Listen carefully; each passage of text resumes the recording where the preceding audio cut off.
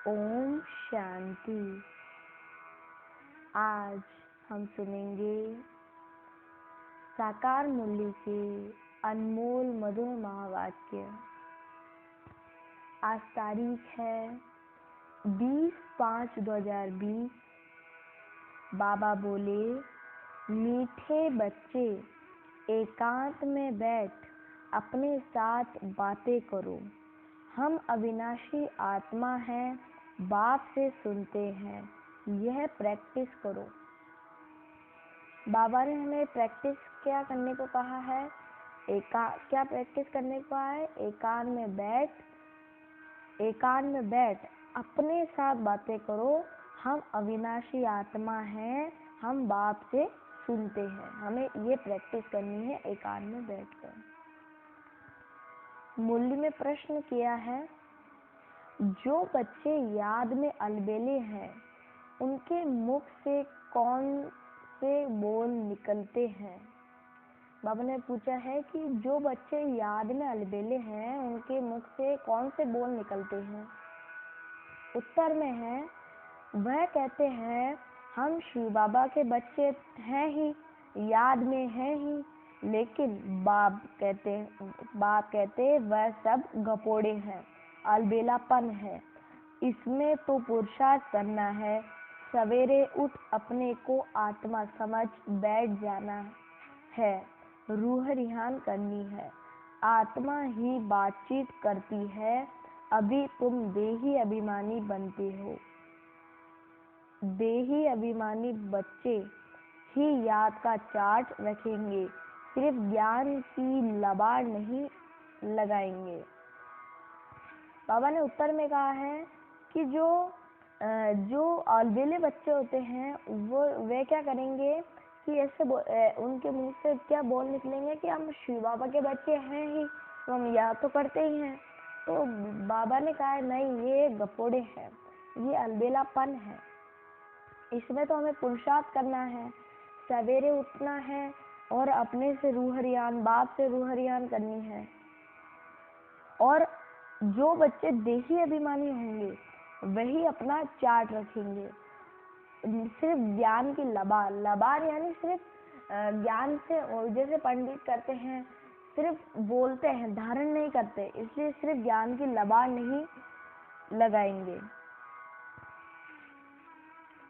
गीत है, मुखड़ा देख ले प्राणी दर्पण में।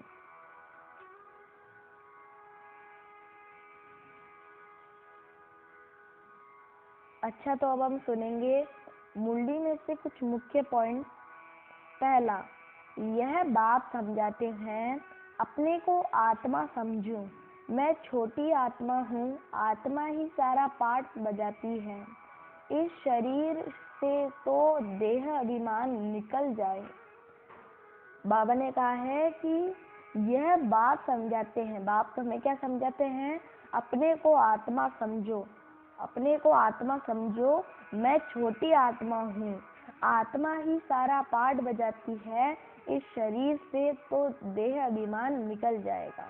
हम ज़्यादा से ज़्यादा अब आत्मा अभिमानी का प्रैक्टिस करेंगे तो देह अभिमान ऑटोमेटिकली निकलता जाएगा।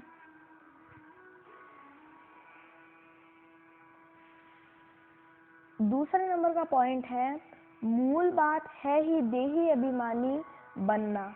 यह फुरना रहना चाहिए, हमको सतो प्रधान बनना है। जिन बच्चों को सतो प्रधान बनने की तात लगन है उनके मुख से कभी पत्थर नहीं निकलेंगे। कोई भूल हुई तो झट बाप को रिपोर्ट करेंगे, बाबा इसमें यह भूल हुई, क्षमा करना। छिपाएंगे नहीं, छिपाने से वह और ही वृद्धि को पाती है। बाबा तो समाचार देते रहो, बाबा को समाचार देते रहो। बाबा लिख देंगे तुम्हारा योग ठीक नहीं, पावन बनने की ही मुख्य बात है। अब बाबा ने इसमें बोला है कि जो मूल बात है वह देही अभिमानी बनने की है, और ये फूलना यानी लगन लगी रहे कि हमें सत्व प्रधान बनना है। अब जिसे फिरना लगन लगी रहेगी कि हमें सत्व प्रधान बनना है, वो इसमें ही बिजी रहेगा। फिर उसके मुख से कभी पत्थर यानी कड़वे बोल निकलेंगे ही नहीं। अगर गलती से निकल भी जाते हैं तो वो झट बाबा से सॉरी मांगेगा, माफी मांगेगा, चार्ट लिख के भेजेगा। तो अगर वो चार्ट लिख के भेज देता है तो बाबा लिख देंगे कि हाँ आपका योग सही नहीं है, ये कमी है, तो हम उसको सुधार सकते हैं। लेकिन अगर हमने छिपा दी तो वे अवगुण, वे कमजोरी और ही ज्यादा विशाल रूप ले लेगी। इसलिए हमें कभी भी छुपाना नहीं है। जैसे डॉक्टर से हम कुछ भी छुपाते नहीं हैं, नहीं तो बीमारी और ज्यादा बढ़ जाती है। इसलिए हमें बाबा से कुछ अगर विक्रम होता है तो छुपाना नहीं है, लिखकर बाबा को भेज देना है।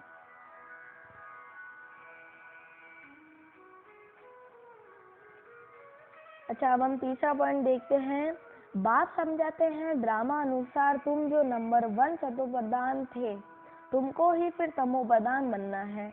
तमो प्रधान से सतो प्रधान बनने के लिए तुम्हें फिर यह अवस्था मजबूत रखनी है कि हम आत्मा हैं। आत्मा शरीर द्वारा बात करती है, उनमें ज्ञान है। यह ज्ञान और कोई की बुद्धि में नहीं है कि हमारी आत्मा में 84 जन्मों का पाठ अविनाशी नूंदा हुआ है। यह बहुत नई पॉइंट्स है। एकांत में बैठ कर अपने साथ ऐसी बातें करनी है। हम आत्मा हूँ, बाप से सुन रहा हूँ, धारण मुझ आत्मा में होती है, मुझ आत्मा में ही पाठ भरा हुआ है, मैं आत्मा अविनाशी हूँ। यह अंदर घोटना चाहिए। हमको तमो प्रधान से सतो प्रधान बनना है। तो बाबा ने इसमें क्या कहा है कि बाप समझाते हैं ड्रामा अनुसार जो हम नंबर 1 थे सतयुग में, फिर हमें ही तमो प्रधान बनना है। और तमो प्रधान से सतो प्रधान बनने के लिए, मतलब तमो प्रधान से सतो प्रधान बनने के लिए ये कौन सी अवस्था में मजबूत चाहिए रखनी है कि हम आत्मा हैं, आत्मा ही शरीर द्वारा बात करती है। यही पहला पाठ है। अगर हम आत्मा समझेंगे तो उतनी ही जल्दी हम तमो प्रधान से सतो प्रधान बन जाएंगे। और बाबा ने पूरा बोला है कि एकांत में बैठ हमने से क्या क्या बातें करनी है। इस पॉइंट पे अब हम चार्ट भी बना सकते हैं कि हमने ऐसी बातें करी अपने से।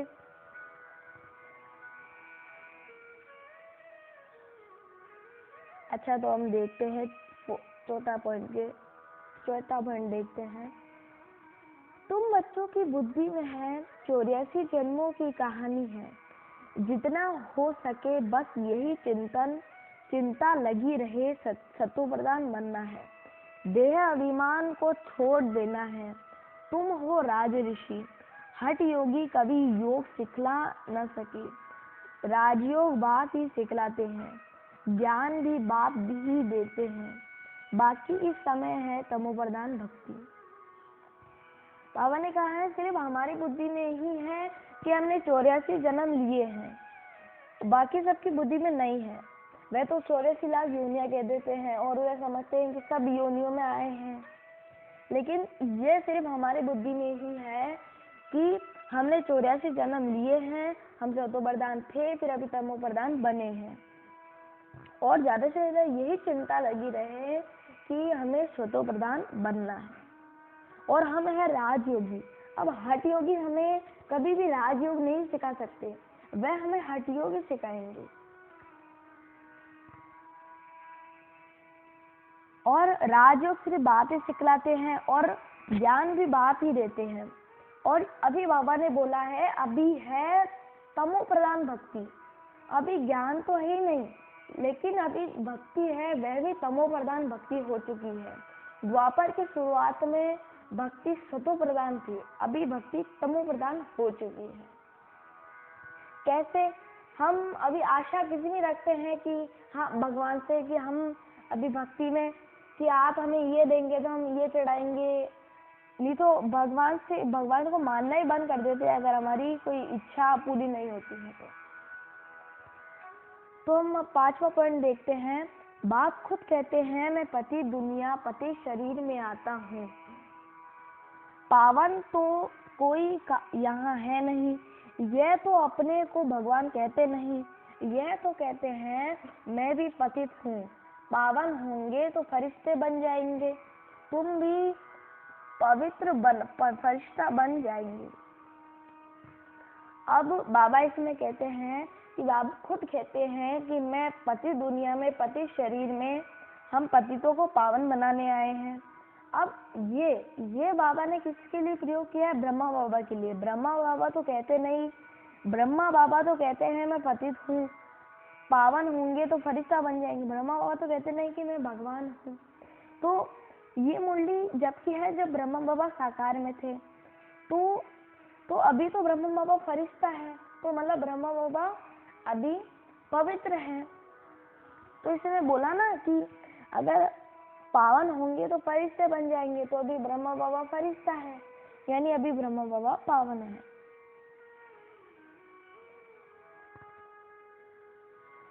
तो फिर हम 6वां पॉइंट देखेंगे। अभी तुम बच्चों पर बड़ी रेस्पॉन्सिबिलिटी है, अपना कल्याण करने की युक्ति रचते रहो। यह भी समझाया है। पावन दुनिया है शांति धाम और सुख धाम, यह है अशांति धाम और दुख धाम। पहली मुख्य बात है योग की। योग नहीं है तो ज्ञान की लबार, ये सिर्फ पंडित मुआफिक। बाबा ने बोला है हमको क्या रिस्पॉन्सिबिलिटी दी है? बाबा ने अपना कल्याण करने की युक्तियाँ रचनी है, अपना खुद का कल्याण करने की युक्तियाँ रचनी है। अगर हम अपना कल्याण कर सकेंगे जब ही हम दूसरों का कल्याण कर सकेंगे। बोलते हैं ना, स्व परिवर्तन से ही विश्व परिवर्तन। तो हम पहले खुद का कल्याण करेंगे जब ही हम औरों का कल्याण कर सकेंगे। और पावन दुनिया कौन सी है? शांति धाम और सुख धाम। और उसका अपोजिट बाबा ने बताया है, उसका विपरीत बताया है अशांति धाम और दुख धाम। योग की ही मुख्य बात है। अगर योग नहीं होगा तो सिर्फ ज्ञान का लबार है सिर्फ पंडित मुआफिक।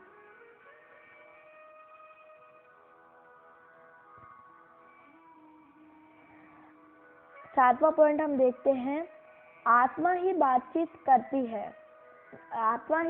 करती है ना। अब हमें ये ध्यान रखना है कि जो आत्मा है वही बातचीत करती है, शरीर बातचीत नहीं करता है। 8वां पॉइंट हम देखते हैं। बाप सच्चा तो सच्ची रचना रचते हैं, सच बताते हैं, सच से जीत झूठ से हार। सच्चा बाप सचखंड की स्थापना करते हैं। रावण से तुमने बहुत हार खाई है।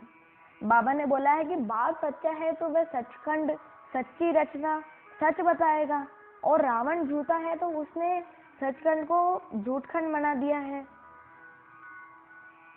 और सच से हमारी जीत होती है और झूठ से हमारी हार होती है। 9वां पॉइंट देखते हैं। जो पुरुषार्थी बच्चे हैं वो इसमें खुश नहीं होंगे कि हम ज्ञान बहुत अच्छा सुनाते हैं, साथ में योग और मैनर्स भी धारण करेंगे। जो पुरुषार्थी बच्चे होंगे वह खुश नहीं होंगे कि हम ज्ञान बहुत अच्छा सुनाते हैं, उन्हें गुरूर नहीं आएगा और वह योग और मैनर्स धारण करते ही जाएंगे। और जो पुरुषार्थी नहीं होंगे वह थोड़े में ही संतुष्ट हो जाएंगे, तो उन्हें पद भी बहुत थोड़ा मिलेगा। अच्छा, 10वां पॉइंट हम देखते हैं। यह है अव्यभिचारी ज्ञान। मुख्य बात है जब देही अभिमान टूट गया तब ही तुम शीतल बनेंगे। बाप की याद में रहेंगे तो मुख से भी उल्टा सुल्टा बोल नहीं बोलेंगे, कुदृष्टि नहीं जाएगी, देखते हुए जैसे देखेंगे नहीं। सारा हमारा ज्ञान का तीसरा नेत्र खुला हुआ है। बाप ने आकर त्रिनेत्री त्रिकालदर्शी बनाया है। अब हमको तीनों लोकों का ज्ञान है। अब बाबा ने कहा है कि ये है अव्यभिचारी ज्ञान। जैसे जैसे बाबा की भक्ति जो है वह भी अव्यभिचारी भक्ति होती है। अब ये जो बाबा का ज्ञान है वह भी अव्यभिचारी ज्ञान है। और मुख्य बात है देह अभिमान टूटेगा तब ही शीतल बनेंगे। और हम शीतल बन जाएंगे तो हमारे मुख से वैसे ही कोई उल्टा सुल्टे बोल नहीं निकलेंगे। और बाबा ने हमें त्रिनेत्री और त्रिकालदर्शी बनाया है। तो त्रिनेत्री त्रिकालदर्शी से क्या होता है, हमें तीनों कालों का आदि मध्य अंत का ज्ञान होगा। तो हम कि ये तो होना ही है, तो हम किसी के लिए अपशब्द प्रयोग नहीं करेंगे।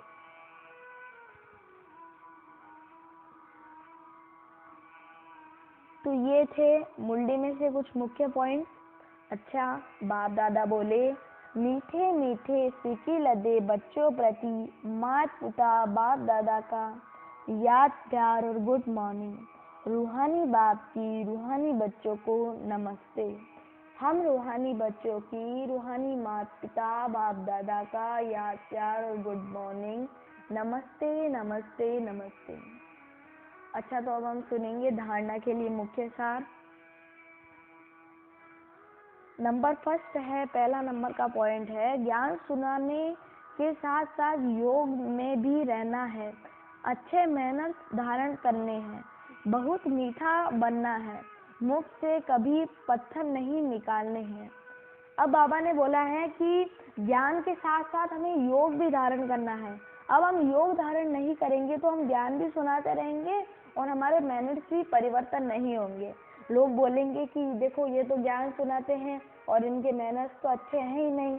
तो इसलिए हमें योग भी धारण करना है ताकि हम मैनर्स को बदल सके ज्ञान सुनाने के साथ साथ। दूसरा पॉइंट है, अंतर्मुखी बन एकांत में बैठ अपने आप से रूह ध्यान करनी है। पावन बनने की युक्तियां निकालनी है। सवेरे सवेरे उठकर बाप को बड़े प्यार से याद करना है।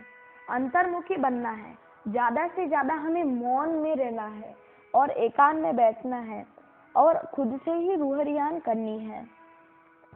पावन बनने की युक्तियां निकालनी है। बाबा ने ये होमवर्क दिया है कि पावन कैसे बने उसकी युक्तियां हमें निकालनी है